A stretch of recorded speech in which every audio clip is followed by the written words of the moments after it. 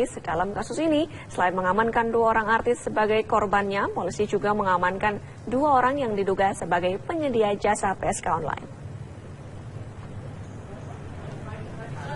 Berawal dari pengembangan kasus mucikari RA yang juga tersangkut kasus prostitusi online beberapa waktu lalu, petugas mengamankan 2 orang artis yakni NM dan PR sebagai korban, sementara 2 orang lainnya yang berinisial O dan F diamankan petugas sebagai tersangka.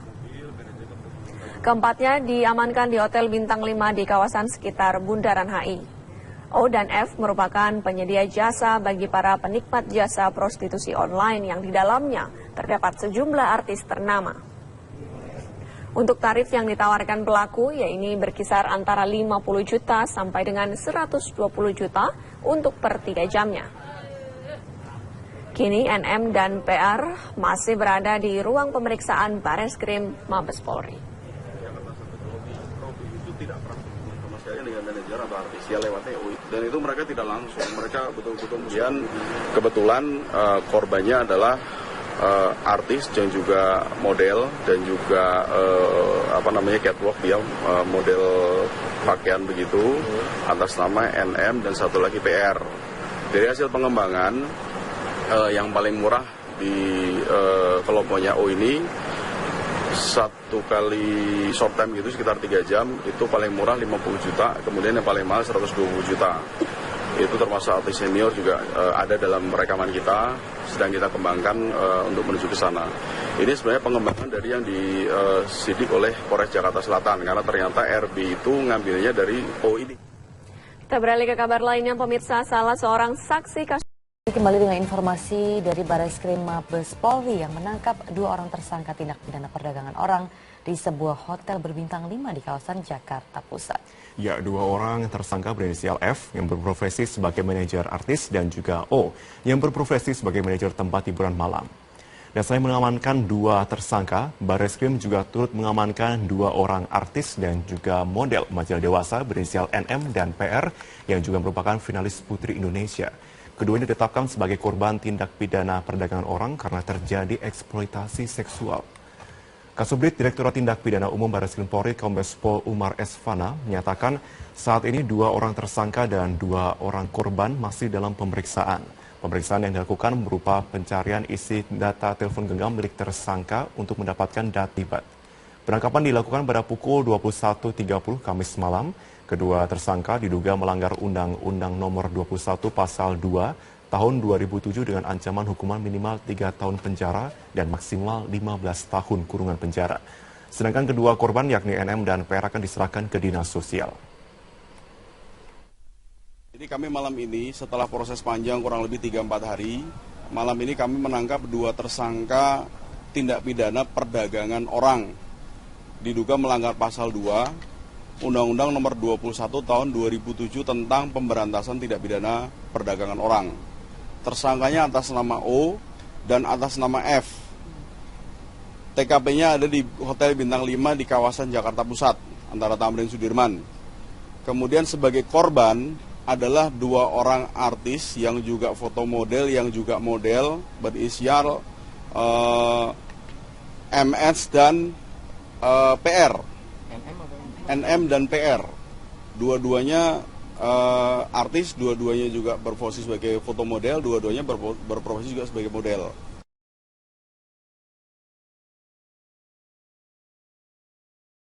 Hasil mengungkap kasus prostitusi yang melibatkan artis dan model berinisial NM dan PR yang tengah melakukan transaksi di sebuah hotel di kawasan Jakarta Pusat malam kemarin.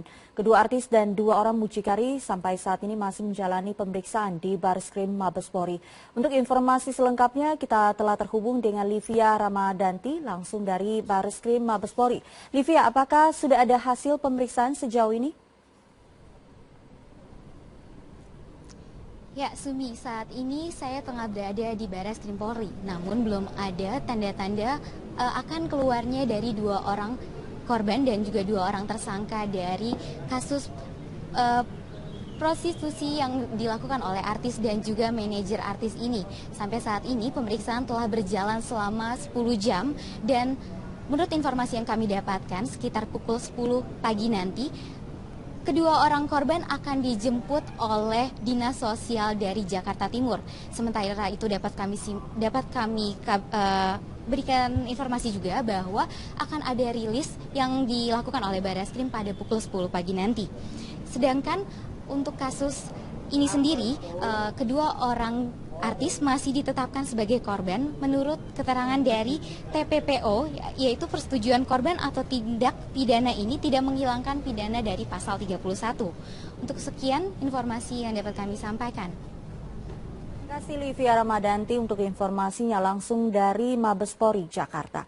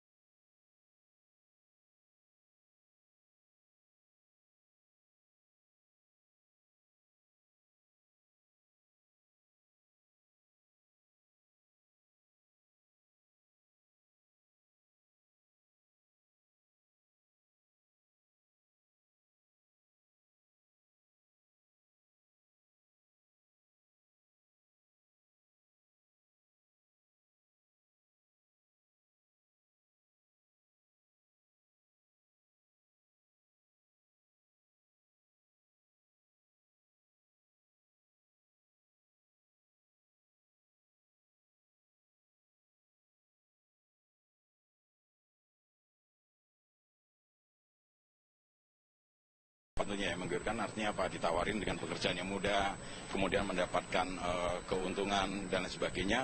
Tentunya ini menarik mungkin bagi dia, dan salah satunya mungkin yang mereka hubungi juga sudah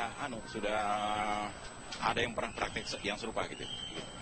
Oke, dan hari ini kita tidak sendiri, tidak berdua saja nih Pak, maksud saya kita bersama dengan beberapa orang korban di sini. Mungkin Bapak bisa tunjukkan salah satunya yang berusia 14 tahun, karena kita ingin menggali sebenarnya apa keinginan dari korban tersebut untuk mendapatkan uang lebihkah, sebenarnya seberapa perlukah ia mendapatkan uang lebih? Yang mana nih Pak? Jadi ini adik-adik kita korban ya, ini adik-adik kita korban, kasihan sama mereka gitu ya. Salah satunya nih adik kita yang berumur 14 tahun, kebetulan juga dia sudah mengambil. Jadi ini tentunya kita juga prihatin dengan kondisi seperti ini. Kami juga lagi menggali apa sebenarnya yang mereka menjadi tertarik untuk menjadi ikut dalam kelompok itu, sehingga mereka diperdaya kalau menurut pendapat kami untuk mendapatkan keuntungan melalui cara-cara yang tidak benar gitu. Oke. Mohon izin Pak, saya untuk mewawancari satu orang korban di sini mungkin yang berusia 14 tahun. Adik sebenarnya apa alasan adik? Apakah memang ada kebutuhan ekonomi di sana untuk mendapatkan uang lebih atau seperti apa, Dek? Kebutuhan ekonomi aja. Kebutuhan ekonomi aja.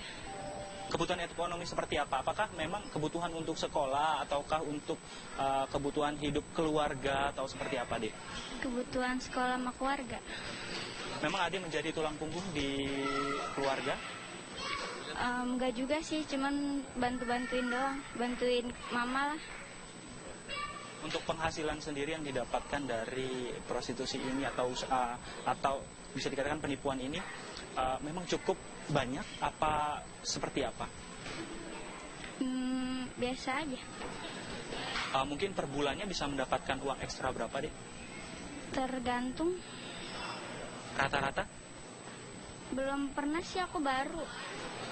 Ya, terima kasih banyak. Bapak mungkin bisa dijelaskan ke masyarakat sebenarnya benarkah sebanyak itu uang yang didapatkan oleh para korban ini, atau sebenarnya nilainya tidak seberapa bila dibandingkan dengan pekerjaan lainnya, Pak?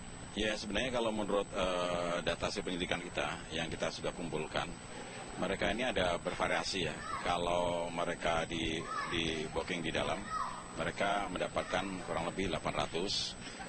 pembayaran transaksi itu dia hanya dapatkan kurang lebih 600, artinya dia hanya dapat 20%. Dari 800 dia dapat 200, yang sisanya adalah si germonya lah istilahnya itu. Disitulah yang saya pikir dia tidak sebanding dengan pengorbanan dia, dalam arti pengorbanan dia secara moral dan sebagainya, dia mengorbankan itu, tapi dia nilainya cukup rendah. Walaupun itu seandainya nilainya tinggi pun, saya pikir ini tidak sebanding dan tidak tepat, karena ini pelanggaran kan. Secara asusila juga nggak dibenarkan, dalam undang-undang pun tidak dibenarkan. Tentunya hal ini yang memprihatinkan ya, kondisi yang seperti inilah, mungkin karena tuntutan ekonomi, gaya hidup dan sebagainya, sehingga mereka mencari jalan pintas. Dan kebetulan ada beberapa, awalnya dia mengenal lewat Twitter oleh beberapa orang sponsor, kemudian oleh sponsor ditawarin untuk menjadi satu kelompok yang nantinya itu direkrut dalam satu website semprot.com itu gitu. Terkait dengan tersangka, mungkin ini jadi pertanyaan terakhir Pak. Tersangka ini merupakan atau melakukan tindak penipuan lewat media internet. Apakah akan dikenakan ITE juga, atau justru akan lebih banyak dikenakan kasus atau pidananya Pak? Ya, ini memang kebetulan menggunakan teknologi IT ya. Namun demikian kita dalami karena korbannya ini lebih spesifik pada korban anak-anak di bawah umur. Artinya kan ada undang-undang sendiri yang mengatur tentang itu. Di dalam Undang-Undang Nomor 35 tahun 2014 tentang perlindungan anak ini, di dalam pasal 76E, kemudian pasal 88 itu juga melarang tentang adanya eksploitasi anak-anak untuk kepentingan ekonomi dan sebagainya. Kita lebih fokus ke sana. Kemudian yang kedua, kita juga kenakan masalah prostitusi di dalam KUHP. Ini yang akan kita kembangkan. Kalau memang IT, kebetulan sarana yang dia gunakan untuk mengakses seseorang bisa mendapatkan layanan atau prostitusi tersebut. Pak Heru, terima kasih banyak atas waktunya. Pemirsa, kita harus mengapresiasi apa yang Polda Metro Jaya telah berhasil ungkap. Semoga saja nantinya akan ada prostitusi berkedok online lain yang dapat berhasil dibuka atau diungkap oleh Polda Metro Jaya, baik itu kepolisian. Untuk sementara itu, saya kembalikan ke Anda Bayu dan juga para mitra di studio. Baik, terima kasih.